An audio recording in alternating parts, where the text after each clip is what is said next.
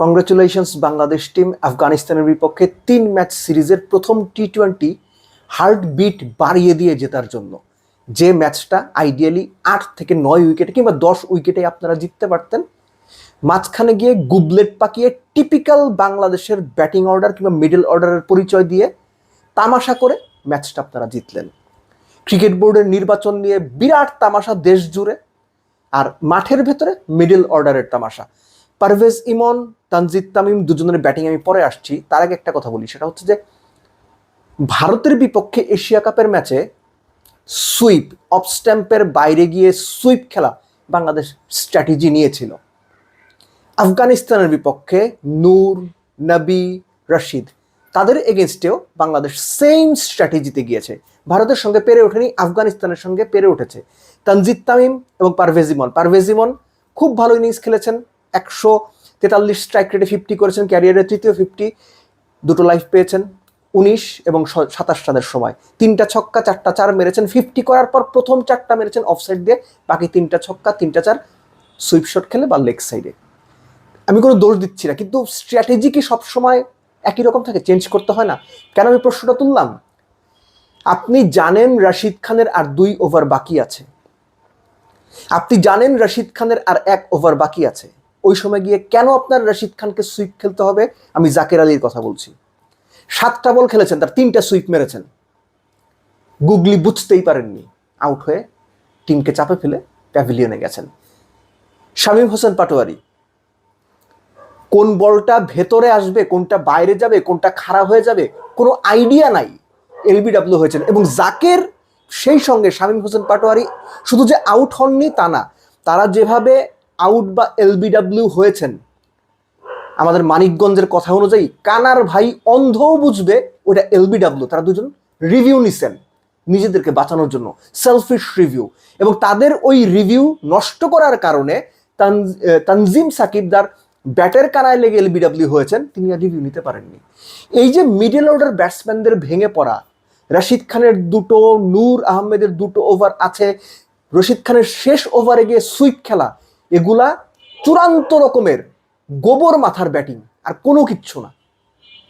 মাথা ভর্তি চূড়ান্ত গোবর, নইলে আপনি এটা কেন করবেন? পাকিস্তান ম্যাচেও এশিয়া কাপে Towhid Hridoy last power play last ওভারে, তৃতীয় ওভারে শাহিন আফ্রিদিকে এভাবে খেলতে গিয়েছিলেন। সো জিনিসটা হচ্ছে কি, যে কোন বোলার আপনি কিভাবে খেলবেন এটা যদি বুঝে উঠতে না পারেন, আপনি ইন্টারন্যাশনাল ক্রিকেটার না।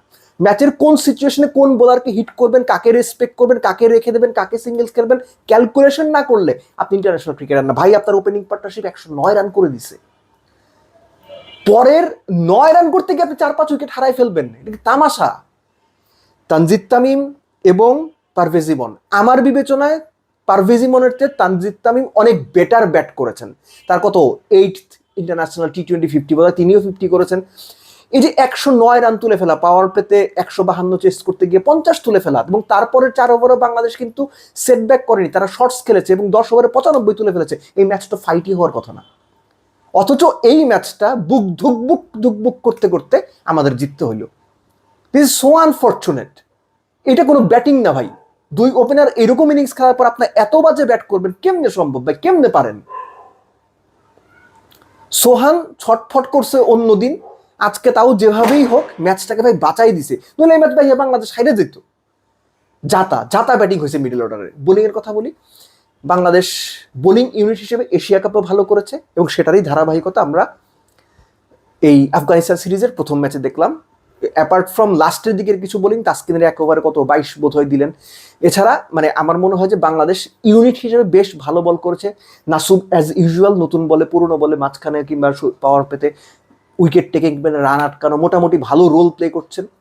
বিগত কয়েকটা ম্যাচে যেভাবে সুযোগ পেয়েছেন, যখনই সুযোগ পেয়েছেন বেশিরভাগ সময় তিনি ভালো করেছেন। মুস্তাফিজের কথা নতুন করে কিছু বলার নাই, যে উইকেটটা ভালো ছিল ব্যাটিংয়ের জন্য, সেখানেও মুস্তাফিজ ভালো বল করেছেন। কেননা কমেন্টেটররাও বলছিলেন যে এটা অ্যাকচুয়ালি বেটার ব্যাটিং ট্র্যাক।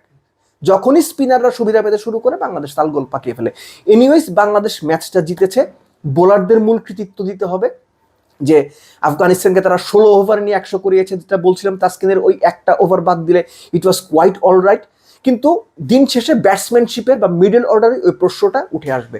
সাইফকে আমি বেনিফিট অফ ডাউট দিচ্ছি, তিনি এলবিডব্লিউ হয়ে গেছেন রশিদ খানের বলে, বুঝতে পারেননি, ফাইন। যখন আপনারা সাইফকে ওভাবে আউট হতে দেখলেন, রশিদ খান 2 ওভারে 4 উইকেট নিয়েছেন, তার দ্বিতীয় ওভারে 2 উইকেট, তৃতীয় ওভারে 2 উইকেট, চতুর্থ ওভারে 2 উইকেট। তারপরে যখন তানজিদ তামিম উইকেটে ছিলেন পারভেজ ইমন আউট হওয়ার পরে, তখনও তানজিদ তামিম যখন স্নিক খেলে আউট হয়ে গেলেন উইকেট কিপারের কাছে, তখন তো একটু সতর্ক হওয়া দরকার ছিল জাকেরকে এবং শামীম পাটোয়ারিদের। তারা সেই সতর্কতা অবলম্বন তো করেনি, উল্টো রিভিউ দুটো নষ্ট করেছেন। এটা খুবই গায়ে লেগেছে অ্যাকচুয়ালি, খুবই বাজে স্পোর্টসম্যানশিপের বা টিমম্যানশিপের উদাহরণ দিয়েছেন তারা, যে নিজেদের স্বার্থে প্ল্যান এলবি সেগুলোতে তারা রিভিউ নিয়ে পরের রিভিউটা নষ্ট করেছেন। এনিওয়েজ, এটা ভালো কোনো সাইন না, ভালো কোনো উদাহরণ না যেভাবে আপনারা ব্যাট করেছেন। আফগানিস্তান আজকে তাদের বোলারদের জন্য একটা অড বাজে দিন ছিল, ব্যাটিংয়ের দিক থেকেও তারা মোটামুটি বেশ বাজে ব্যাট করেছে সব মিলে।